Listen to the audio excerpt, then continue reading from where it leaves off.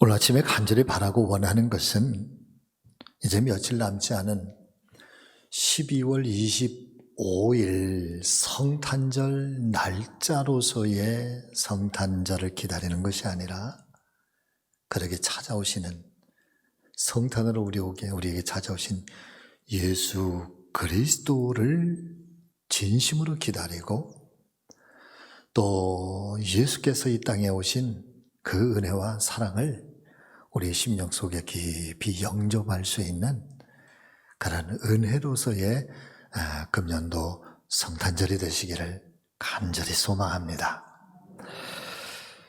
그런 의미에서 오늘 말씀 가운데 함께 은혜를 얻기를 원하고 모쪼록 이번 한 주간도 하나님 말씀을 붙들고 승리하며 나갈 수 있는 하나님의 거룩한 백성들 다 되시기를 예수님의 이름으로 축원합니다. 자, 오늘 말씀을 통해서 우리가 받아야 할 은혜는 무엇일까요? 첫 번째는 여러분 같이 하십니다. 우리를 긍휼히 여기시는 하나님. 아멘. 우리를 긍휼히 여기시는 하나님을 체험할 수 있는 금년도 성탄이 되시기를 원합니다. 자, 오늘 본문의 말씀은 우리가 잘 알고 계시는 것처럼 가브리엘 천사가 마리아에게 나타나셔서 일명 수태고지라고 그렇게 부르고 있죠. 메시아가 성령으로 너의 몸에서 잉태될 것이라고 하는 이 수태고지를 전달받은 이 마리아가 그 은혜에 감격하면서 하나님 앞에 영광과 찬양을 올려드리는 찬송의 기도, 찬송의 시가 바로 오늘 본문의 말씀인 것입니다. 자, 그런데 이 마리아의 찬가를 가만히 묵상하면서 가장 도드라지게 깨닫게 되는 은혜 중에 하나는 바로 이 47절부터 50절 그리고 54절에 있는 말씀인데, 내 마음이 하나님 내 구주를 기뻐하였으면 그의 여종의 비천함을 돌보셨음이라. 보라, 이제 후로는 만세의 나를 복이 따일 거르리로다. 능하신 이가 큰 일을 내게 행하셨으니 이름이 거룩하시며 긍휼하심이 두려워하는 자에게 대대로 이르는도다. 그종 이스라엘을 도우사 긍휼히 여기시고 기억하시는도다. 마리아는 지금 자신에게 메시아이신 예수 그리스도께서 성령으로 잉태하게 될 것이라고 하는 이 가브리엘의 소식을 듣고는 두려워서 떨고 있는 것이 아니라 오히려 하나님께 여종의 비천함을 돌보아 주셨다라고 고백하면서 하나님은 긍휼을 베푸시는 하나님을 그렇게 반복해서 찬양하고 하나님께 영광을 올려드리고 있는 것입니다. 이 말씀 속에서 마리아가 고백하고 있는 것처럼 이 돌보다라고 하는 이 헬라어 에피스캡토마이라고 하는 이 단어에는 아주 특별한 뜻을 담고 있습니다. 특별한 관심을 가지고 아주 분명한 어떤 그 관점, 관심, 목적, 생각을 가지고 아주 주의 깊게 살펴보다, 그런 뜻을 가지고 있는데, 마리아가 고백하고 있는 것처럼 하나님께서 이 여종의 비천함을 돌보셨다라고 하는 이 말씀이 담고 있는 본래적 의미는 하나님께서 마리아를 아주 각별한 눈으로, 각별한 관심을 가지고 깊이 있게, 아주 주의 깊게 마리아를 살펴보셨다라고 하는 대단히 중요한 의미를 담고 있는 것이지요.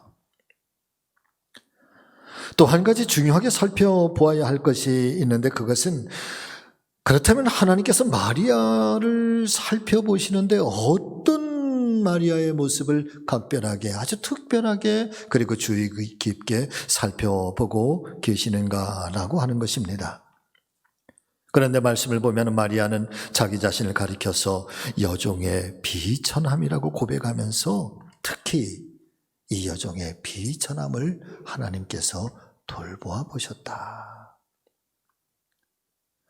나의 이 비천함을 하나님께서 아주 주의 깊게 살펴보셨다. 사랑하는 믿음의 가족 여러분, 저는 마리아의 이 고백이 단순하게 하나님과 사람들에게 겸손해서 여종의 비천함이라고 그렇게 고백하고 있다라고 생각하지 않습니다. 왜냐하면 실제적으로 마리아는 이 당시의 시대적 상황에 비춰보면은 그녀가 고백하고 있는 것처럼 실제적으로 마리아는 비천한 여인이었기 때문인 것이죠. 무엇보다도 당시 마리아와 요셉이 살고 있었던 마을을 보면은 갈릴리 나사렛이라고 하였는데, 원래 이 나사렛이라고 하는 마을은 이스라엘 민족의 가장 정점이 되는 곳, 신앙의 정점, 삶의 정점, 정치, 경제, 문화, 종교 모든 면에서의 가장 중심이 되는 이 예루살렘에서도 무려 143km나 되는 북쪽에, 그것도 해발 347m나 되는 그런 아주 산골 마을, 사진을 하나 좀 띄워주실래요?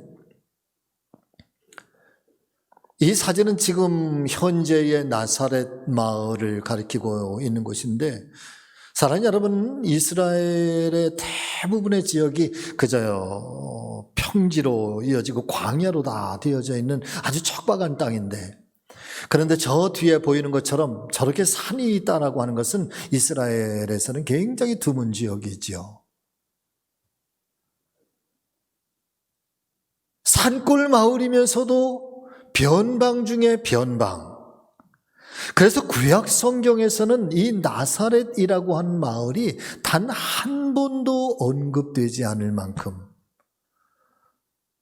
또 가장 비약적으로 이 나사렛은 어떤 곳인가? 요한복음 1장 46절과 47절의 말씀을 보면은 빌립과 나다나엘, 이 절친한 두 친구가 함께 대화를 나누는 중에 빌립이 나다나엘에게 이렇게 이야기를 합니다. 우리가 그렇게 오랫동안 기다려왔던 그 메시아, 그분이 나사렛 예수이시다 말이지.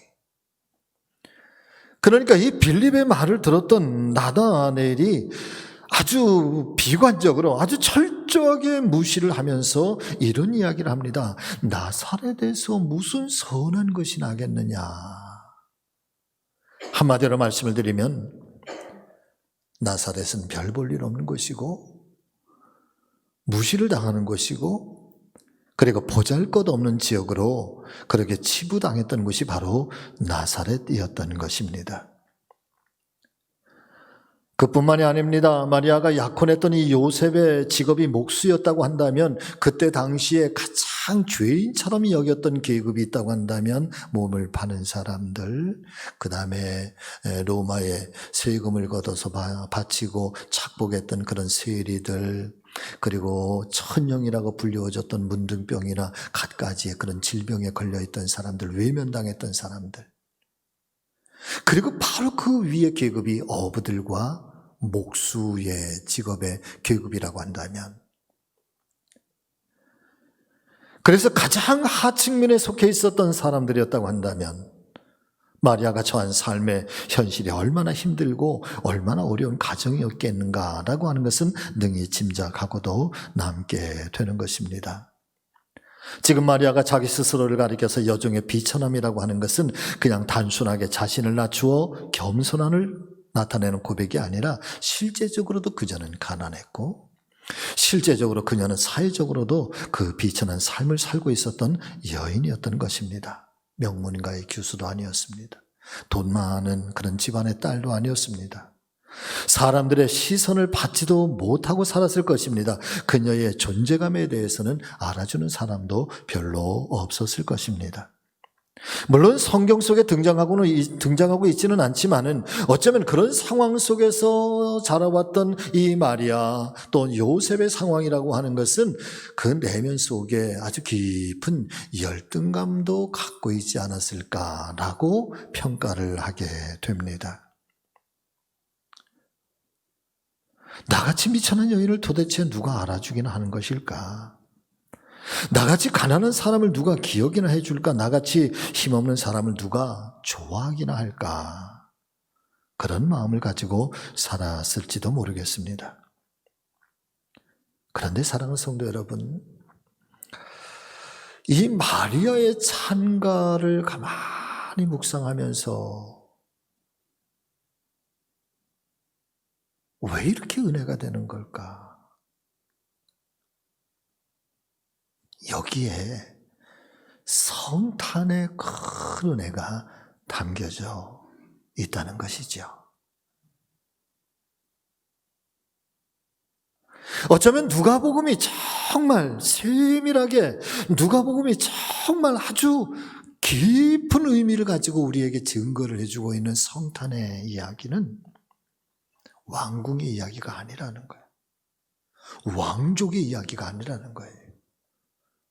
심지어 예수님께서는 짐승의 그 마굿간에서 태어나게 되고 어떤 호텔방이나 화려한 그런 자리가 아니라 누구도 그 임산부에 그 자리를 내어주지 않아서 그 차가운 날씨 가운데 그렇게 거친 환경 속에서, 그리고 그 환경 속에서 아이를 낳을 수밖에 없는,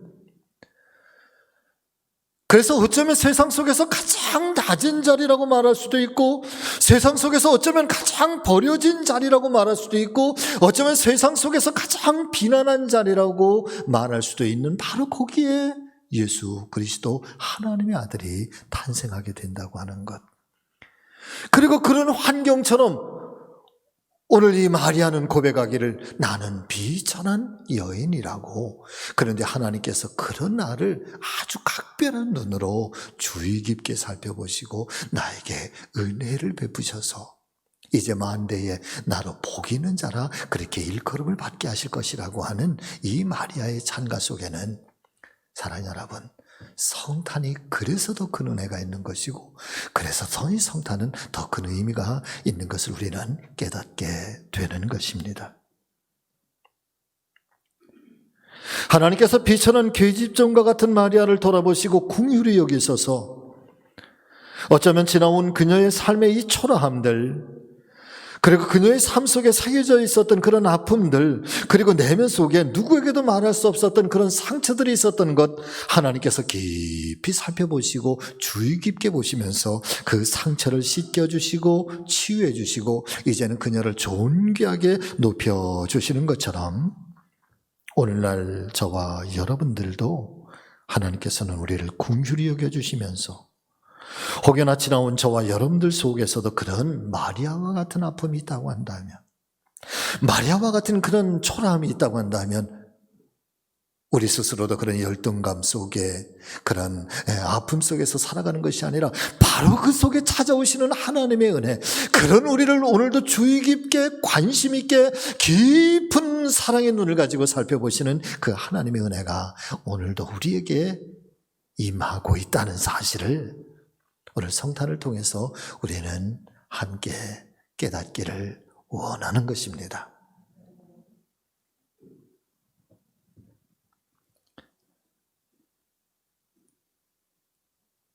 이 시대와 같은 험난한 때를 살아가기 위해서 참 우리는 많이 전쟁 같은 삶을 살게 되지요.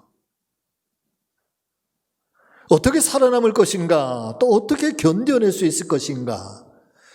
때때로는 정말 우리는 온 삶, 우리가 가지고 있는 모든 재능과 우리의 모든 것들을 다 동원해서라도 여러분 거기에서 우리는 존귀해지기를 원하지만은, 그러나 우리가 그렇게 애쓰고 노력하는 것만큼 우리에게 부딪혀오는 그런 도전들, 그리고 거기에서 여지없이 무너지게 되는 그런 삶의 아픔들은, 그 충격들은 여러분 우리가 도전하는 것만큼 훨씬 더 큰 아픔을 겪을 수도 있다는 것입니다.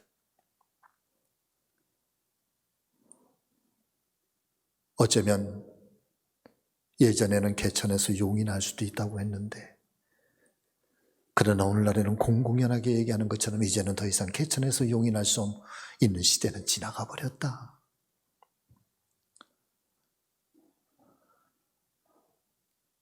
많은 문화와 문명, 이 자유스러움 속에서 살아가고 있지만은, 그러나 그 속에 이 자본주의가 가지고 있는 그 내면 속에 버림받을 수도 있다고 하는 것, 외면당할 수도 있다고 하는 그런 아픔, 그런 상처들은 여러분 훨씬 더 큰 충격으로 다가오고 있는 우리 시대를 살아가면서 어쩌면 그 아픔의 주인공이 바로 나일 수도 있는데, 바로 우리 가정일 수도 있고 내 인생일 수도 있는데, 그런데 성탄은 그렇게 비천하다 하는 그 여인을 주의 깊게 보시고 관심 있게 보시면서 그 여인에게 임재하셔서 그 여인을 위로하시고 그 여인을 존귀하게 만드시고 이 땅의 그 어떤 사람들 중에서도 가장 은혜로운 그런 성모의 삶을 그 여인에게 허락하신 이 하나님의 은혜.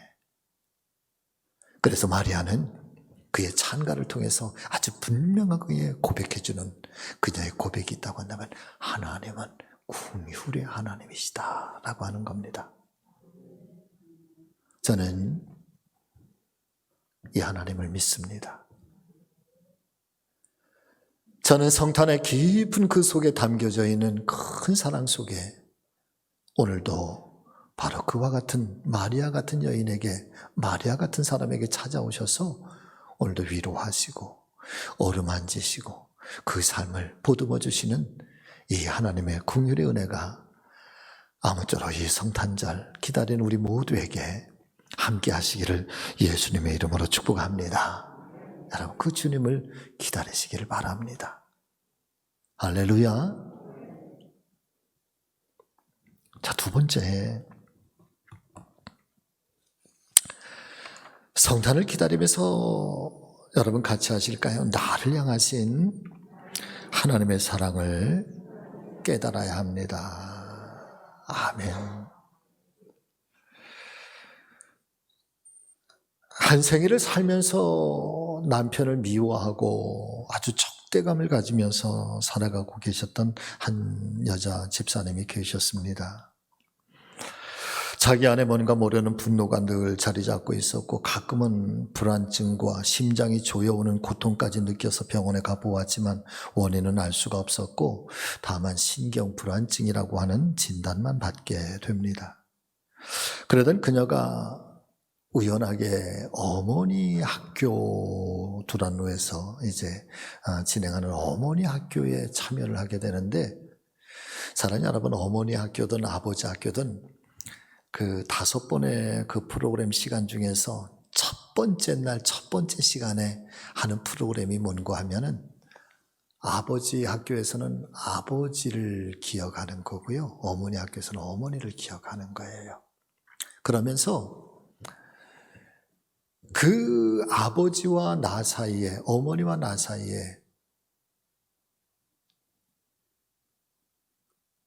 겉으로는 드러나지 않은 이 내면 속의 상처들, 특별히 우리 한국 사람들에게는 아버지에 대한 이 상처들이 많이들 가지고 있습니다. 그래서 살아오면서 한 번도 꺼내보지 않았던 그 내면 속에 있었던 그 아버지를 향한 원망, 아버지를 향한 상처, 아버지 때문에 힘겨워했던 그 아픔들을 여러분 자기의 입으로 고백을 하게 하고, 그러면서 그 고백하면서 수십 년 동안 싸워왔던 그 아버지와의 그 관계의 아픔들을 여러분 씻어주는 그 첫 번째 프로그램이 그 아버지 학교, 어머니 학교의 첫 번째 시간의 이야기예요. 그런데 이 집사님이 어머니 학교에 참여하게 되면서 한 가지 정말 몰랐던, 자기 내면 속에 잠재되어 있었던 한 가지 깨닫게 되는데, 그것은 바로 자기 자신이 세상에 태어나면서부터 부모님께로부터 거절감을 받았다는 거예요. 거절함을 받았다는. 3대 독자의 집안에 그토록이나 아들을 기다렸는데 여러분 첫째 딸로 태어나게 돼. 그러면서 부모에게서 이 버림받았던, 부모에게 거절받았던 그 갓난쟁이 때부터의 어린 시절의 그 심정들, 할아버지 할머니에게서부터 아주 혹독하게 그렇게 외면당했던 그런 아픔들. 그러면서 어린 시절부터 자라면서 남자처럼 행동하게 되고, 남자라면 무조건 이기기 위해서 억척스럽게 공부를 하고, 그리고 남자와 여자라고 하는 아주 분명한 이분법을 가지고 남자는 나쁘다, 여자는 억울하다. 그래서 남편조차도 사랑의 대상이 아니라 적대감의 대상, 남편도 내가 이겨야만 되는 그런 대상. 그래서 혹여나 남편과 이야기하다가 여자가 아내가 이런 얘기만 나오면 그날은 전쟁터로 변하게 되는 그런 그녀가 그런 이 어머니 학교를 통해서 첫째 날부터 눈물이 쏟아지면서 정말 그 마음의 깊은 상처가 사랑하는 여러분 낫기 시작하고 회복되기 시작하는데, 그 회복의 첫걸음이 뭐냐 하면 하나님은 너를 존귀하게 여기신다는 거야. 할렐루야. 하나님이 너를 얼마나 사랑하시는지, 하나님은 너를 향한 계획이 계시다. 하나님은 온 우주에 너만한 존재, 너와 같은 사람이 없을 만큼 하나님은 너를 사랑하고 계신다. 자기가 살아오면서 자기의 삶 속에서 가장 가까운 사람에게 버림을 받았는데,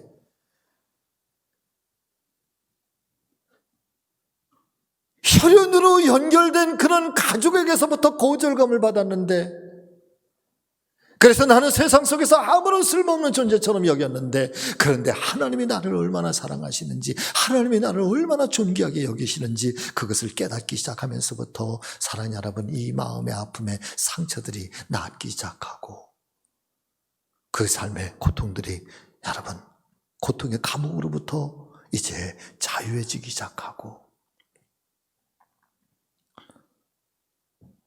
거절감, 이 상처, 이 컴플렉스, 이런 것들을 모두가 다 십자가에 못 박고 새로운 기쁨의 사람으로 거듭날 수 있었다 고백하는 간증을 사랑하는 여러분 저는 듣게 되었습니다.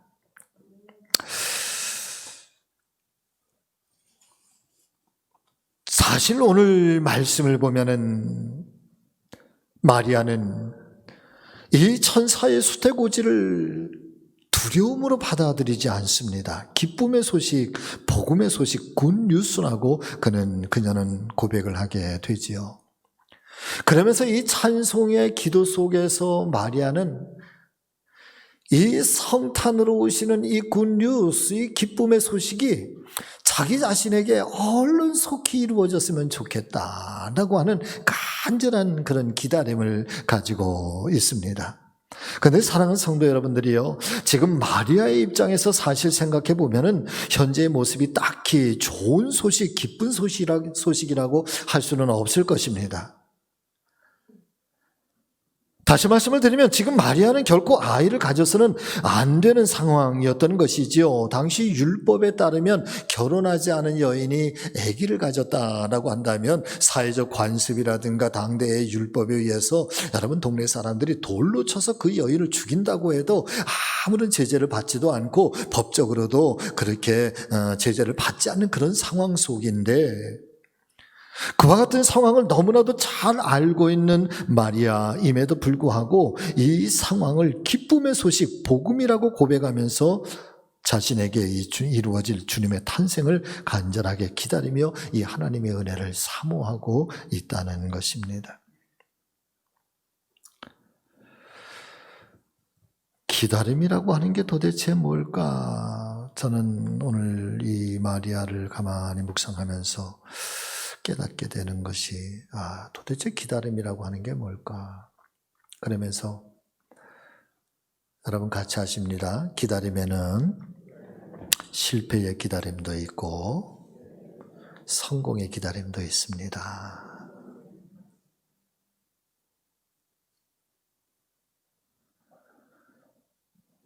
예를 들면 퇴근 시간에 맞춰서 따뜻한 저녁 식탁을 준비하고 있는 아내의 손길이라든가, 또 아니면 또 아내가 열심히 일하는 가정 속에서 또 남편이 식탁을 준비하고 아내를 기다리고 있겠죠. 그 기다림 속에 담겨져 있는 그 행복감들, 봄철에 씨를 뿌리면서 가을에 또 추수를 기다리는 그 농부의 마음속에도 여러분 행복한 기다림이 있을 것입니다. 밤잠을 설쳐가면서 공부하는 학생들 속에는 또 미래를 향한 그런 포부와 그런 자신에게 이루어질 기다림이 있을 것입니다. 그런데 이런 기다림에는 실패의 기다림도 있고 성공의 기다림도 있다는 것이지요. 예를 들면 베드로후서 3장 10절의 말씀인데 여러분 한번 보실까요? 그러나 주의 날이 도둑같이 오리니 그날에는 하늘이 큰 소리로 떠나가고 물질이 뜨거운 불에 풀어지고 땅과 그 중에 있는 모든 일이 드러나리로다. 저는 솔직히 목회자이지만 사랑하는 성도 여러분, 주님의 날이 도둑처럼 임하는데 그 주님의 날이 도둑처럼 임하는 그날이 언제인지는 알 수는 없는데 그날이 임하면 하늘이 깨어진다는 거야. 그리고 세상의 모든 물질들이 여러분 다 풀어 없어진다는 거예요.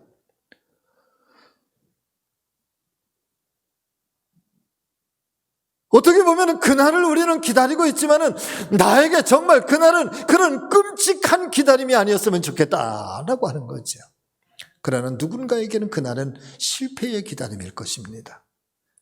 그날은 사랑하는 성도 여러분들이 누군가에는 정말 고통의 기다림일 것이고 그날에는 정말 두려움의 그런 기다림이 되고야 말 것입니다. 그런 기다림만 있겠습니까? 또 이런 기다림도 있을 것입니다. 내 몸이 너무나도 연약하고 아파서 수술을 받아야만 되는데 그래도 이번에 수술을 받으면서 수술 날짜는 정해져서 이번에 수술을 받으면 깨끗하게 완전하게 그렇게 치유되고 나을 수 있는 그런 수술이라고 한다면 얼른 그 수술의 그 시간 그날이 기다려지겠지만은 그러나 이번에 수술을 받는다고 해도 장담이 없다고 한다면 그날이 얼마나 실패의 기다림으로 다가오게 될 건가. 또 때로는 원치 않은 빚이 있어서 그 빚을 갚아야 되는 날은 시간 다가오게 되는데 그래서 빚쟁이는 자꾸만 독촉을 하는데 그 빚을 갚아야 되는 그 시간, 갚을 수 있는 능력이 없을 때에 사랑하는 여러분, 그 시간의 그 기다림은 또 얼마나 실패의 기다림일까. 사형수가 자신의 형 집행 시간이 점점 다가오게 될 때에 그 기다림은 또 얼마나 두려운 그런 기다림일까. 사랑하는 우리 믿음의 가족 여러분, 저와 여러분들의 인생에 이런 기다림, 실패의 기다림은 없게 되시기를, 이런 기다림은 절대적으로 일어나지 않게 되시기를 우리 주님의 이름으로 축원을 드립니다. 그러나 반대로 여러분 기다림 중에는 우리를 행복하게 만드는 아름다운 기다림도 있다는 사실을 믿으실 수 있기를 바랍니다. 예를 들면 결혼식 날짜를 잡아놓고 그 날을 기다리는 신랑과 신부는 얼마나 그 날이 오기를 기다리고 있을까. 또 저녁의 날짜가 이제 다가오게 될 때에 그 말년 병장의 그 기다림은 또 얼마나 기다려지게 되는 것일까. 그저 여담입니다마는 저도 이제 말년 병장의 시간을 보내게 될 때 저의 부사수가 아침에 기상소리가 딱 울리면 제 옆에 찾아와서 말이죠. 딱 서서 하는 얘기, 백병장님 99일 남았습니다. 다음날 아침만 되면 백병장님 98일 남았습니다. 백병장님 97일 남았습니다. 100일 내내 얼마나 친절하게 저에게 와서 이야기해 주는지 말이에요. 그러다가 백병장님 드디어 내일입니다. 그러는데 말이에요. 그 하루가 지난 3년보다도 더 긴 것 같더라고요. 그런 기다림은 얼마나 행복한 기다림일까? 얼마나 성공적인 기다림일까? 그런데 사랑하는 성도 여러분들이요, 세상에 이런 많은 기다림도 있지만 그 중에 가장 행복한 기다림은 하나님의 뜻과 하나님의 약속과 하나님의 계획이 우리 안에 성취되는 신앙적인 기다림이 가장 행복하다는 사실을 믿으실 수 있기를 바랍니다. 노아가 이제 하나님께서 세상을 심판하시겠노라 그러면서 구원의 방주를 만들라고 하실 때 노아가 그 하나님의 언약의 말씀을 붙들고, 사랑하는 성도 여러분들이요, 그는 무려 120년 동안이라고 하는 이 세월 동안을 기다리면서 그 하나님의 때를 여러분 그렇게 인내하고 기다리게 됩니다.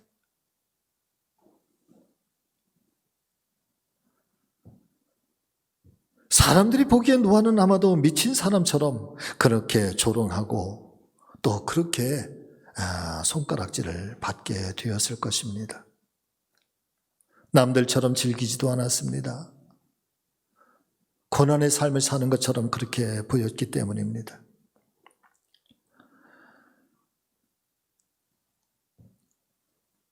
그렇게 120년의 세월이 지나가는 동안에 모든 사람들은 다 노아에 대해서 그렇게 손가락질을 하고 그렇게 미친 사람처럼 이야기를 하지만, 그러다 드디어 하나님의 언약, 그 약속이, 그 기다림이 성취되는 바로 그때, 다윗이라고 하는 사람은 양을 치다가 사무엘에 의해서 기름을 받고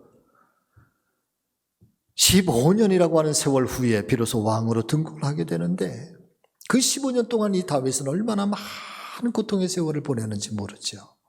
생명의 위협도 미친 사람처럼 그렇게 구걸을 하기도 하고, 사람들은 다윗의 생애는 끝났다, 다윗은 버림받았다, 다윗은 더 이상의 희망이 없다. 그런 속에서 드디어 하나님께서 언약하신 그 약속의 기다림이 성취돼서 왕으로 등극되어질 때에, 그래서 이 하나님의 말씀이 성경 속에 등장하고 있는 이 신앙적인 기다림을 가만히 묵상하면서 깨닫게 되는 것은, 그 기다림의 시간이 가장 행복한 기다림이요 성공의 기다림이기도 한데, 그런데 그 이면 속에는 너무 그 기다림의 시간이 고통스럽기도 하고 힘들기도 하고 인내하고 견뎌내는 것이 너무 어려워서 여러분 자기 스스로가 그 기다림을 포기하는 사람들도 너무나도 많다는 것입니다. 그래서 이 성탄의 때에 우리가 다시 한번 깊이 묵상해야 될 하나님의 은혜가 있다고 한다면, 이 한마디의 성경의 말씀인데 여러분 이 말씀을 여러분 한번 기억해 보시길 바랍니다. 베드로후서 3장 8절과 9절의 말씀 우리 한번 같이 읽어보실까요? 자, 시작. 사랑하는 자들아, 주께는 하루가 1000년 같고 1000년이 하루 같다는 이 한 가지를 잊지 말라. 주의 약속은 어떤 이들이 더디다고 생각하는 것 같이 더딘 것이 아니라 오직 주께서는 너희를 대하여 오래 참으사 아무도 멸망하지 아니하고 다 회개하기에 이르기를 원하시느니라. 할렐루야. 사실은 우리도 그 하나님의 때, 하나님의 그 언약이 성취되는 것을 기다리는 것이 너무도 힘들고 어렵고 때로는 고통스럽기도 하지만, 그러나 오늘 이 베드로서 3장 8절에서 10절의 말씀을 보면은 여러분 우리도 하나님의 때를 기다리지만은 하나님께서도 저와 여러분들을 기다리고 계신다는 사실을 믿으시기를 바랍니다. 하나님도 우리를 기다리신다는 거야. 그런데 왜 하나님께서 우리를 기다리시는가? 마치 1000년을 하루처럼 기다리고 하루를 1000년처럼 하나님께서도 기다리시는데 왜 기다리시는가 보았더니, 하나님께서는 이 땅에 그 어떤 사람이라도, 단 한 사람이라도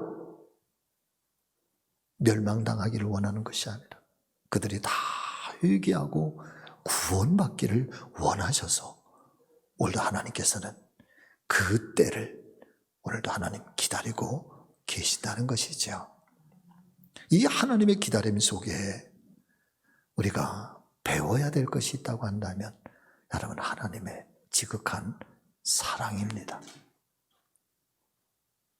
한 사람도 놓치기를 원하지 아니하시는 하나님의 사랑, 하나님의 마음.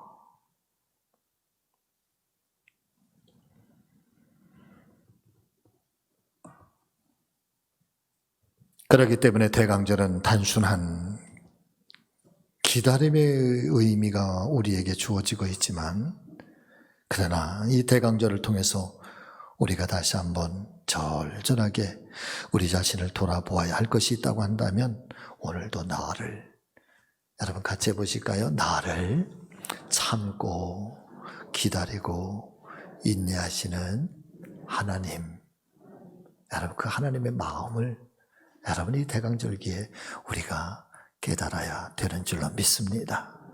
네. 하나님 오늘도 나를 기다리시고 계신다는 거예요.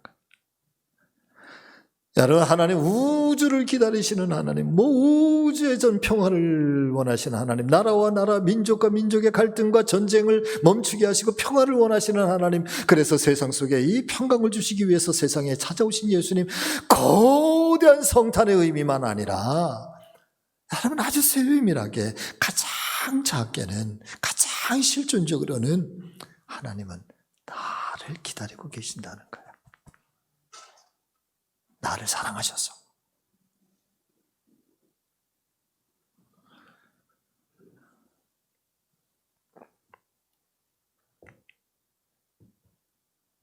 금년도 성탄절에는 궁일의 하나님을 만나는 우리 모두가 되시기를 주의 이름으로 축복합니다.